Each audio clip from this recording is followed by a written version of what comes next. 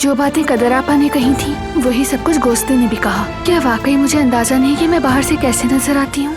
लूसा, घटिया और मौका परस्त, अपनी जगह बनाने के लिए पैसे की लालची औरत। घर में अपनी जगह बनाने के लिए तड़प रही हो तुम, क्योंकि तुम्हारी ना कोई इज्जत है और ना कोई गैरत। खुद को इस खानदान का फर्द समझने की गलती मत करना। तुम इस खानदान के लिए सिर्फ एक कीमत हो, खून बहाने की। ये लोग कभी तुम्हें अपनी बहू के तौर पर नहीं अपनाएंगे, कभी नहीं। तुम गलत समझ रही हो। मैं उस घर में अपनी फैमिली के गुनाहों का कफारा अदा कर रही हूँ बस। मैं वहाँ सिर्फ एक कीमत के तौर पर मौजूद हूँ और मैं बारान काराबे की बीवी कभी नहीं बनूंगी। और मैं बारान काराबे की बीवी कभी नहीं बनूंगी।